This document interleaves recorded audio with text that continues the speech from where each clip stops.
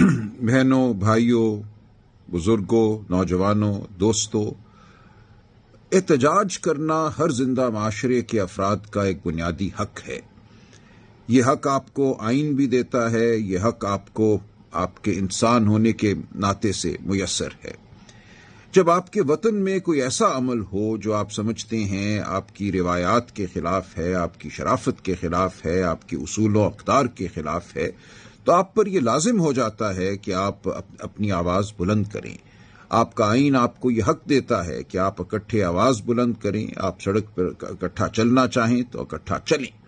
لیکن ہمارے ملک میں بدقسمتی سے اس عمل کو ایک جرم سے تعبیر کیا گیا ہے۔ ریاست یہ سمجھتی ہے کہ آواز بلند کرنے والے انتشاری ہیں، ان کے خلاف ٹیئر گیس شیلوں کا استعمال جائز ہے، ان کو لاٹھی چارج کرنا جائز ہے، ان کو روکنا جائز ہے، اور اس کے نتیجے میں ایک ہڑبڑ پیدا ہوتی ہے، ایک ایسی صورتحال پیدا ہو جاتی ہے جو نہیں ہونی چاہیے۔ املاک کو نقصان پہنچتا ہے، لوگوں کے جان اور مال کو نقصان پہنچتا ہے۔ دیکھیں، جب لندن میں لوگ نکلتے تھے عراق میں جنگ کے دوران احتجاج کی خاطر، 10 لاکھ لوگ ایک دن نکلے، ہم نے بہت تعریف کی، ہم نے کہا کیا باشعور لوگ ہیں، کیا باضمیر لوگ ہیں، آفرین ہے۔ لیکن اپنے ملک میں اگر آئین کی پامالی کے خلاف ہم نکلیں، اگر جھوٹے مقدموں کے خلاف ہم نکلیں، اگر الیکشن کو لوٹنے کے خلاف ہم نکلیں تو ہمیں انتشاری کہا جاتا ہے، ہم پر ٹیئر گیس شیلوں کی بارش کی جاتی ہے، لاٹھی چارج کیا جاتا ہے، جھوٹے مقدمے بنائے جاتے ہیں، FIRیں کاٹی جاتی ہیں۔ تو یہ ایک ایسی صورتحال ہے جس سے ہمیں نبرد آزما ہونا ہے۔ ہم نے اپنے ملک کو اگر بہتر بنانا ہے، یا جمہوریت نے فروغ پانا ہے، سچائی نے فروغ پانا ہے، شرافت نے فروغ پانا ہے، تو ہمیں پروقار طریقے سے اپنی آواز بلند کرنا ہوگی، ہمیں احتجاج کرنا ہوگا۔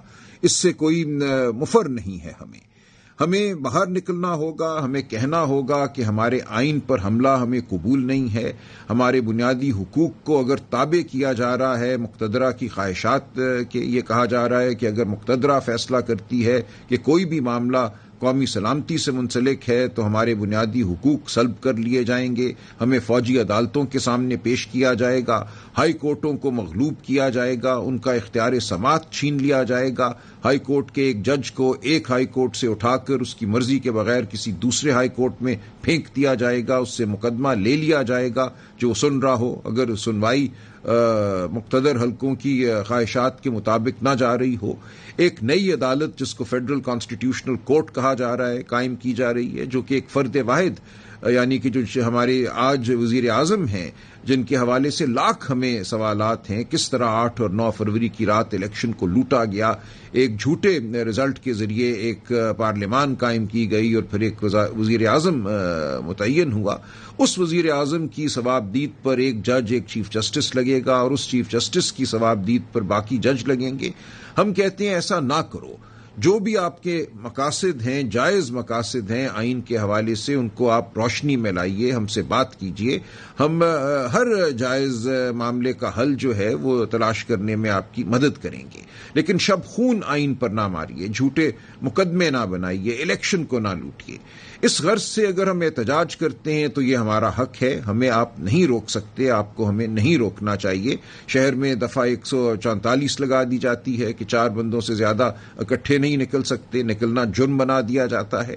تو یہ جرائم کی بھرمار جو ہے صرف اس لیے کی جا رہی ہے کہ ایک خوفزدہ ریاست نہیں چاہتی کہ سچ سامنے آئے، کہ لوگ سچائی کی جانب بڑھ سکیں، اپنی آواز بلند کر سکیں۔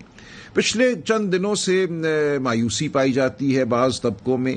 اسلام آباد میں جو احتجاج ہوا اس کے بعد یہ کہا گیا کہ یہ احتجاج جو ہے کسی مصلحت کے تحت ختم ہو گیا، اور بہت باتیں کی گئی PTI کے اکابرین کے حوالے سے، رہنماؤں کے حوالے سے مایوسی پھیلانے کی کوشش کی گئی۔ میں آپ کو یقین دلاتا ہوں کہ ایسا نہیں ہے جیسا کہا جا رہا ہے۔ ہر احتجاج کا کوئی نقطۂ آغاز ہوتا ہے، کوئی انتہا کا مقام ہوتا ہے، اور ہر احتجاج آخری احتجاج نہیں ہوتا۔ ایسا نہیں ہے کہ کسی ایک احتجاج کے ذریعے آپ کو تمام مقاصد حاصل ہو جائیں گے۔ جو ناحق لیڈر عمران خان پابند سلاسل ہے وہ چھوٹ جائے گا، یا آئین میں جو ترامیم کی جا رہی ہیں وہ رک جائیں گی۔ یہ ایک عمل ہے، اس عمل سے ہمیں جڑے رہنا ہے. یہ ایک آئینی اور قانونی عمل ہے. ہمیں قانون آئین کے دائرے میں رہ کر اس عمل سے جڑے رہنا ہے, اپنی تگ و دو کو جاری رکھنا ہے. تو میں آپ کو یقین دلاتا ہوں کہ یہ احتجاج جاری رکھنا آپ کا حق ہے. آپ اس کو جاری رکھ سکتے ہیں, آپ کو جاری رکھنا چاہیے ایک مربوط طریقے سے, ایک نظم کے تحت, قانون اور آئین کے تحت. تو مایوسی بالکل نہیں ہونی چاہیے. یہ جائز نہیں ہے. جو چہمگوئیاں کی گئی وہ جائز نہیں ہے.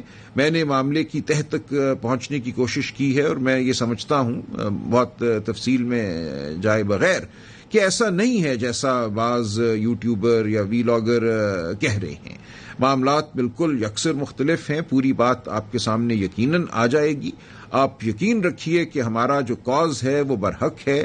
ہم آئین اور قانون کے دائرے میں رہتے ہوئے اپنی سیاسی جد و جہد کو جاری رکھیں گے. ہم جو بھی قانونی اور آئینی راستہ ہمیں میسر ہے اس کو اپنائیں گے. اگرچہ عدالتوں کو بند کیا جا رہا ہے, عدالتوں کو من پسند ججوں کے تابع کیا جا رہا ہے, آزاد منش ججوں کو ڈرایا دھمکایا جا رہا ہے, اس کے باوجود ہم یہ سمجھتے ہیں کہ آئین اور قانون کی سربلندی کے لیے جو ہماری جد و جہد ہے وہ کامیاب ہوگی. وہ پی ٹی آئی کے حوالے سے ہو یا پی ٹی آئی سے ہٹ کر پاکستانی یہ جد و جہد کریں. یہ آپ پر لازم ہے, آپ پر فرض ہے کہ یہ جد و جہد کی جائے.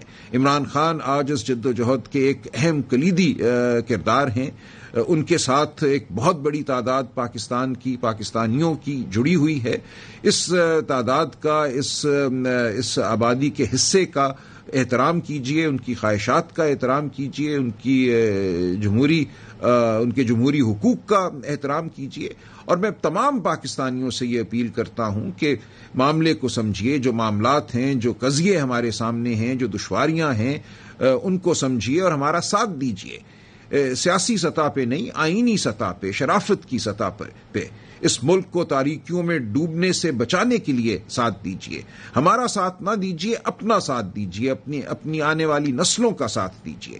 تو انشاءاللہ مایوسی کی کوئی ضرورت نہیں ہے. کسی بھی سطح پہ یہ عمل جاری رہے گا اور انشاءاللہ کامیابی ہمیں نصیب ہوگی. بہت شکریہ.